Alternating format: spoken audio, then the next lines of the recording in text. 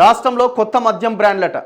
ఏ లీడర్వో మరి ఇవి కంపెనీలు, ఏ లీడరు ఏ కంపెనీతో ఒప్పందం చేసుకున్నాడో అందుకే కొత్త బ్రాండ్లు వస్తున్నాయా, లేదు జెన్యూన్గా వచ్చేవేనా ఇవి? రాష్ట్రంలో కొత్త మద్యం బ్రాండ్లు దరఖాస్తులు ఆహ్వానించినట 15వ తేదీ వరకు గడువట. ఆ తర్వాత 10 రోజుల్లో ఆన్లైన్లో బహిరంగ విచారణ, బ్రాండ్లపై అభ్యంతరాలుంటే చర్యలు. కొత్త దేశీయ విదేశీ మద్యానికి ఛాన్స్. ప్రస్తుతం రాష్ట్రంలో 53 కంపెనీల మద్యం ఉన్నదట. మీరు చూడండి, అవసరమైతే దీని మీద విపరీతమైన రివ్యూలు ఉంటాయి. ముఖ్యమంత్రి కూడా రివ్యూ చేస్తాడు అవసరమైతే. ఏ దేశ కంపెనీలు వస్తున్నాయి మీరు డౌట్ పడాల్సిన అక్కరేలేదు. దీని వెనకాల 100% లాలూచీలు, వ్యవహారాలు ఇవన్నీ ఉంటాయి. రాష్ట్రంలో కొత్త దేశీయ విదేశీ లిక్కర్ బ్రాండ్లు రాబోతున్నాయట. ఈ మేరకు ప్రభుత్వం కొత్త మద్యం బ్రాండ్ల సరఫరాకు అవకాశం కల్పించింది.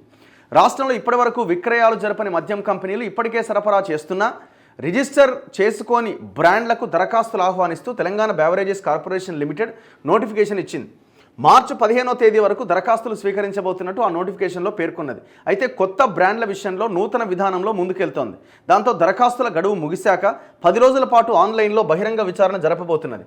ఈ క్రమంలో ఏదైనా మద్యం కంపెనీపై అభ్యంతరాలు ఉంటే చర్యలు తీసుకోవడంతో పాటు ఆ బ్రాండ్ను బ్లాక్ లిస్ట్లో పెట్టేలా చర్యలు తీసుకోబోతున్నది.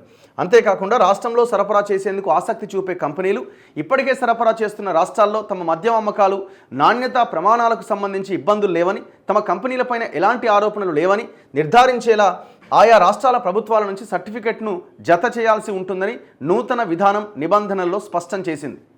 గతంలో ఈ సోమ్ బీర్ల కంపెనీ అనుమతులపైన వివాదం చోటు చేసుకున్న నేపథ్యంలో ఈ మేరకు నిర్ణయం తీసుకున్నది. బేసిక్గా అది మధ్యప్రదేశ్ కంపెనీనో ఏదో అన్నారు. ఆ రాష్ట్రంలో అది నిషేధించబడ్డ కంపెనీ అనమాట. ఆ బీర్లు వస్తున్నాయి, ఆ కింగ్ఫిషర్ వెనక్కి వాడు ఉత్పత్తి ఆపేసిందని అన్నప్పుడు ఈ సోమ్ బీర్లు వస్తున్నాయని అన్నారు. మరి ఈ సోమ్ బీర్లు ఆడ నిషేధించిన కంపెనీ ఎట్లా వస్తున్నది, ఏందని పెద్ద చర్చ నడిచింది.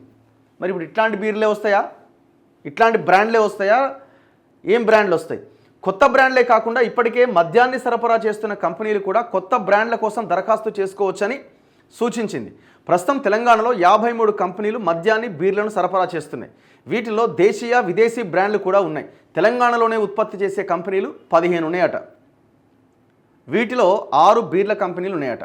ఇటీవలే ప్రభుత్వం మద్యం, బీర్ల ధరలు పెంచడంతో కొత్త బ్రాండ్ల ధరలు ఎలా ఉంటాయనే ఆసక్తి నెలకొంది. ఇది కథ. కొత్త అది కాకపోతే ఇంకేమన్నా తెస్తారు. ఇప్పుడు అదే కదా, మనం రాష్ట్రాన్ని నడిపించేదే మందు.